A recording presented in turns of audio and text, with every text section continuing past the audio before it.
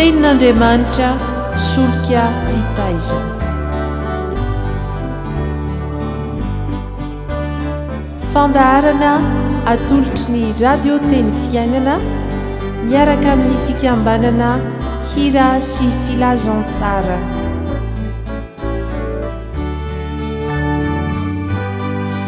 Fitarian-kevitra ho amin'ny fandiniana ny soratra masina isan'andro. Fa tsy menatra ny filazantsara ao fa herin'Andriamanitra ho famonjena izay rehetra mino izany. Ny tenin'Andriamanitra solika fitaizana.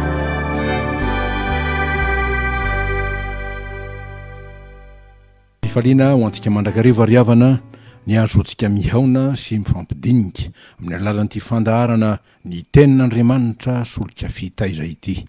Ary dia mba iray feo amin'ny mpanao salamo isika no hoe ny didinao no iravoravoko tsy ho adinoiko ny teninao. Salamo fa 7:1 ny 5:40. Tsy ho adinoina tokoa ny tenin'Andriamanitra satria Andriamanitra dia miazona ny fanekeny. Zay aorony amin'ny tenin'Andriamanitra dia ny teniny izay mitoetra mandrakizay. Fa tsy tian'Andriamanitra ho levona na ho foana sanatria ny fanekena izay ataony amin'ny olona mba hampaharitra ny famondram-pony izay amonjen'ny olona mpanota. Fa noho ny fanekena izay nataony dia maharo-po sady be famondram-po amintsika tokoa izy mba tsy hahavery antsika fa ny mba hitoerantsika maharitra amin'ny fahasoavany dia isika handova ny fanjakan'ny famonjeny dia ny fanjakan'Andriamanitra izay tsy azo ampiororona mandrakizay. Ho amin'izany dia avozon'Andriamanitra ny fanekeny amin'ny olony mba hanamafisana orona izany. Koa takan'Andriamanitra izay manavao ny fanekena amin'ny olony dia adidin'izay rehetra mino azy koa ny manavao ny fanekena izay nataony taminy dia ny fanoloran-tenany ho an'Andriamanitra. Ary izany no hevitra izay mpanjinitsika koa amin'ity andro ity dia hoe ny mino manavao ny fanoloran-tenany ho an'Andriamanitra. Ny mino manavao ny fanoloran-tenany ho an'Andriamanitra. Araka izany, Andriamanitra dia mihazona ny fanekeny sy manavao izany tokoa. Ary ny fiantsona izay iantson'ny olona handray ny famonjeny sy andova amin'ny fanjakany dia tiany koa mba hitoetra ary tsy miova. Eny, na dia ho aza ny fahatsotsan'ny olona dia ny fivadibadiany sy ny firoaroavan-tsainany noho ny fahalemeny dia noho ny mahampanota azy. Ary amin'izany dia lazay ny soratra masina hoe amin'ny anaran'ny Tompo fa ny fanomezam-pahasoavana sy ny fiantson'Andriamanitra dia tsy misy hanenenany. Romanina 12:7-20. Izay midika fa tsy mba manome tsiny ny olona izay antsony izy, fa voasoratra aza manao hoe ary izay notendriny no nantsony koa, ary izay nantsony no hamarininy koa, ary izay no hamarininy no nomeny voninahitra koa. Romanina 12:30. Saingy adidin'izay rehetra nantsony kosa dia izay mino mianarany sy manaraka azy ary manao ny asany ny mitandrina ny fiantson'Andriamanitra aminy sy mikolo izany mba ho fiantsona velona, ho fiantsona mamokatra mandrakarivo izany, fa tsy ho fiantsona manginana na matimaty na koa tsy mamokatra sanatria. Dia araka ny tenin' Jesosy tamin'ny mpianany manao hoe izaho no nifidy anareo izy ka nanendry anareo mba handeha sy hamoa ary mba haretany vokatrareo mba omeny ray anareo izay rehetra angatainareo amin'ny anarako na inona. Jaona 5:40. Fa raha tsy araka izany planin'Andriamanitra izany kosa dia hoy ny Tompo, fantatro ny asanao fa tsy mangatsika na mafana ianao. Aleo mangatsika ianao mafana ianao, fa satria matimaty ianao ka tsy mafana na mangatsika dia efa halohan'ny vavako ianao. Apokalipsy 3:5 sy 4.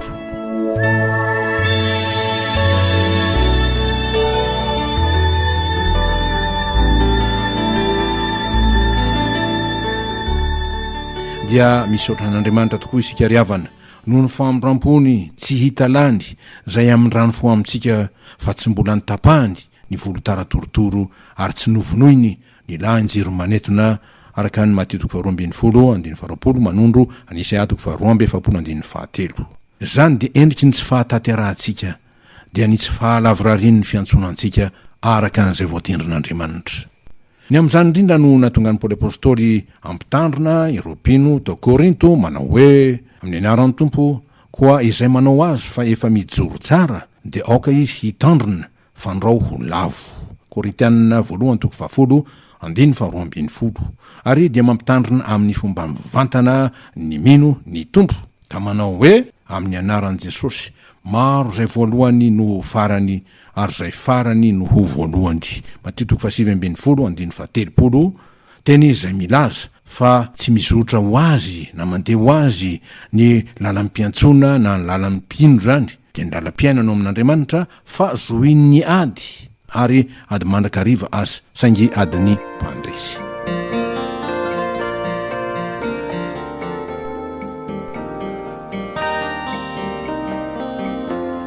Ny adiny mino dia ny adiny finoana dia ny ady amin'ny tsy fahamarinana dia amin'izay rehetra manohitra ny sitrapon'Andriamanitra sy ny fiandrianan'Andriamanitra amin'ny mahatompo azy.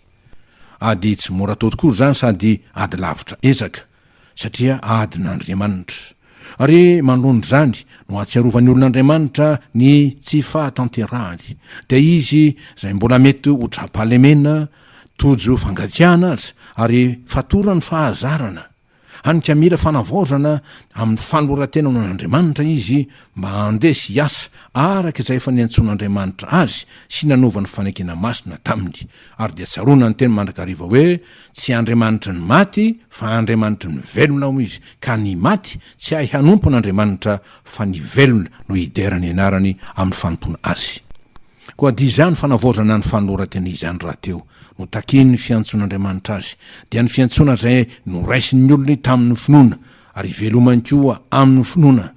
Fa ny finoana dia tsy ny anameloko azy sanatria noho ny tsy fahatanterahany fa miasa kosa hamonjy azy amin'ny fahalemeny sy ho amin'ny fanatanterahana azy indrindra arak'izay niantson'Andriamanitra azy ka hiazonany ny fanekena zay nekeny hatramin'ny farany.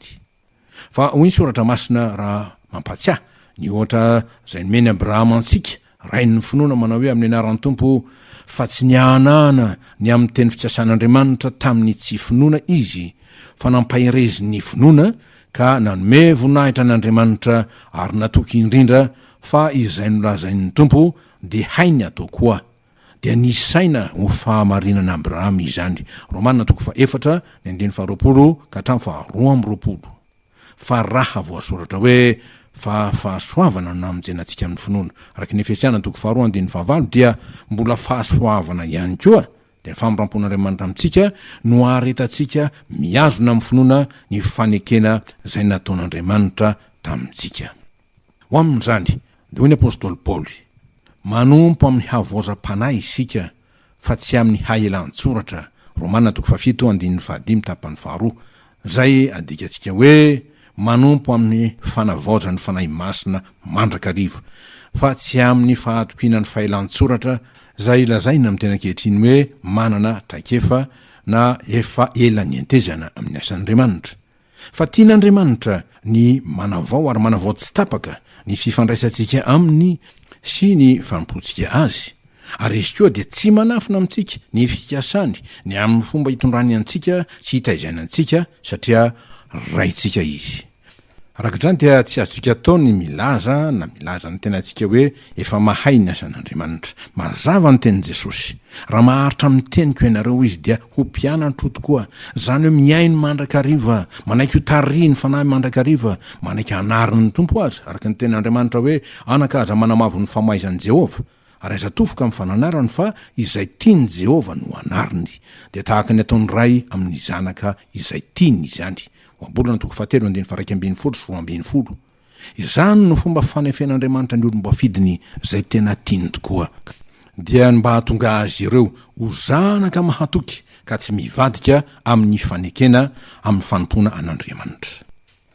Manoloana zany dia hoy Jesosy raha mananatra ny olony zay variana izy miambena ka horeny tsara ny zavatra sisa zay saiky maty fa tsy nisy hitako tanteraka ny asanao eo anatren'Andriamanitra. Apokalipsy 3:2 zany satria ho amin'ny fahatanterahana no niantson'ny tompony olony ary nanaovany fanekena taminy dia araky ny mibaiko zay nomeny Jesosy mpianany manao hoe ko amin'izany aoka ho tanteraka ianareo toy ny fahatanterahany rainareo zay any an-danitra. Matitoko 5:7 ary de ho amin'izany indrindra no nitenenan'ny Paoly apôstôly manao hoe fa asany isika voaforona atao amin'i Kristy Jesosy mba hanao asa tsara zay namboarin'Andriamanitra raha teo mba handehanantsika eo aminy. Efesiana 2:10 zany. Ezaka ho amin'ny fahatanterahana zany no efitra zany tenin'Andriamanitra zany ry havana, ka tsy tanteraka nefa zany raha tsy misy ny fanavaozana ny olom-bo antson'Andriamanitra.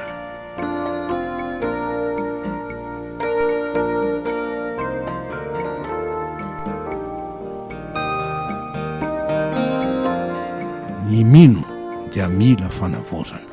Ny fototra ny angatsika amin'izany. Ny mino no resantsika eto, fa tsy ny hoe ny olona zay tsy mbola ao anatin'ny finoana ka mila iovafo na ateraka indray mba hidiranao fanjakan'ny lanitra toa Nikodemosy voalaza amin'ny filazantsara ny Jaona 7, na koa ny olona voataomina hino sy andray filazantsara.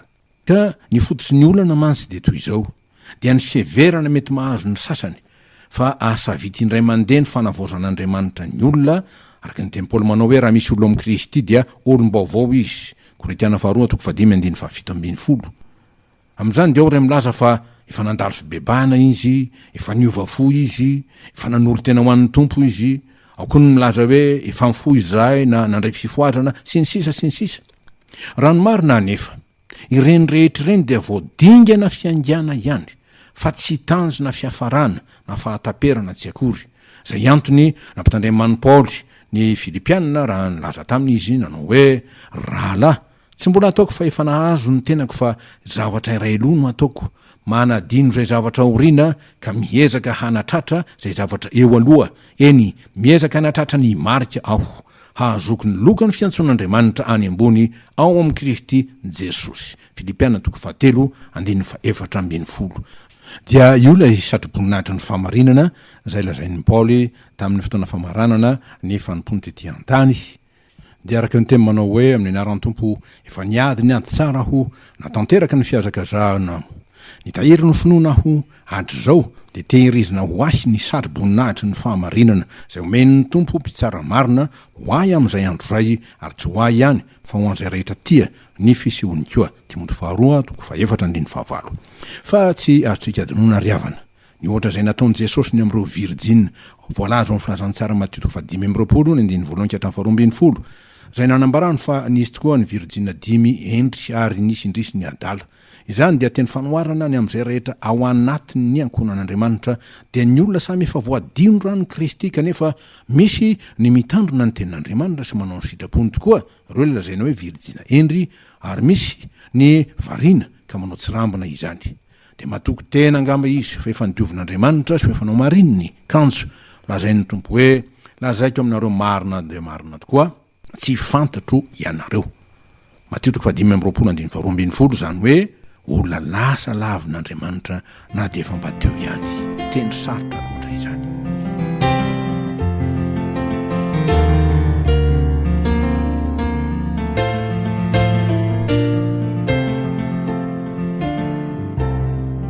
Andeha ho fizintsika zao dinika fampiorenana antsika izao, manavozatsika tokoa ny fanoloran-tenantsika ho an'ny tompo ary hitandrovana ny fanekena masina zay ny fanaovantsika taminy. Azo lazaina fa fandrika zay miteradoza sy fahavoazana lehibe ny fahatokitena zay mety mahazo na dia ny mino aza raha tsy mitandrina izy, zay mahatonga sasany hiteny hoe efa mahalala ny tompo zay, efa fantatry ny tompo zay, efa nanompo azy nandritry ny taona maro, fotoana ela sy ny sisa. Hany ka tsy misy antony zay tokony andinihan'ny tena intsony na iavaozana ny amin'ny fiantsona azy. Kanefa tsy miteny foana ny Paoly apôstôly raha nananatra ampitiavana. Europiny to Korinto manao hoe amin'ny anaran'ny tompo, dinio ny tenanareo na mitoetra amin'ny finoana ianareo na tsy, izaho toetra ny tenanareo. Korintiana 2:15-5. Ary dia hoy Paoly miantso ny tenany, fa asiako mafy ny tenako ho mangana ka andevoziko fandrao, na dia efa nitory tamin'ny sasany azy ao dia ho lavina kosa ny tenako. Ny soto koa no fianatra ry havana, fa tian'ny tompo isika hivelona amin'ny fahamarinany, hivelona amin'ny finoana marina, mba ho velomin'ny fahamarinany dia ny finoantsika ny tenin'Andriamanitra sy ny fanompoantsika an'Andriamanitra noho ny finoana. Izany dia mba azotsika hiteny tahaka ny Jeremia mpaminamy manao hoe hitako ny teninao ka ka nohoaniko ary ny teninao no fifaliako sy firaviravon'ny foko fa nantsoina tamin'ny anaranao aho Jehova Andriamanitry ny maro. Jeremia 5:10-11. Mba tanteraka izany dia toky no omeny tompo amintsika fa mbola mivavaka ho antsika Jesosy mangataka amin'ny ray manao hoe mana-masina azy amin'ny fahamarinana ny teninao no fahamarinana. Jaona 7:17. Hanavao antsika ny tenin'Andriamanitra. Fa amin'izany dia antoka lehibe no omeny tompo antsika mba ho fanavaozana antsika dia araky ny fanambarany manao hoe indro havaoziko ny zavatra rehetra. Apokalipsy 1:2-5. Ho voninahitran'Andriamanitra raitsika zay mpiantsika ao amin'ny anaran'i Jesosy Kristy tompo sady mpamonjy tsika mandrakizay.